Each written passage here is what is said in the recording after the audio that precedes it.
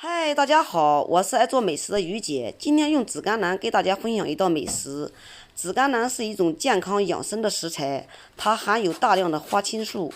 入秋了，常吃紫甘蓝，它能以清热除火、抗肿瘤、抗氧化、抗衰老等功效。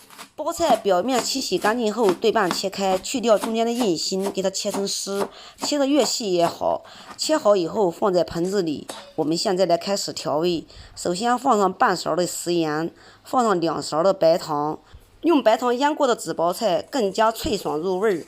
用洗干净的双手给它抓拌均匀，翻拌均匀之后放在一边腌制10至15分钟。趁着腌制的时间来切点配菜，香菜切成段儿放在盘子里备用。薄皮青椒去籽后，然后切成细丝放在盘子里备用。大蒜先用刀给它拍一下，再给它切成末，切得越碎越好。切碎以后放在盘子里备用。把洋葱给它切成丝，也放在盘子里备用。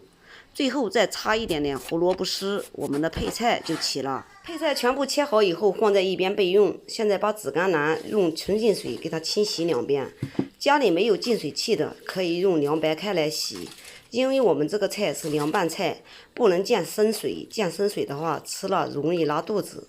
紫甘蓝洗干净后放回盆子里，把配菜也加进去。现在开始调味，首先加一点点的盐，再加一点点的白糖，再加一点点的生抽，再加一点点的香醋，再加一点点的自制香油，最后再加一点点的花椒油，用筷子给它翻拌均匀。紫甘蓝这样做脆爽入味，营养不流失。常食用紫甘蓝对身体大有好处，看看有食欲吗？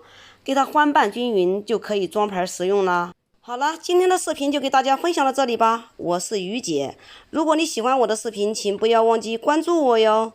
感谢您的观看，我们下期再见啦。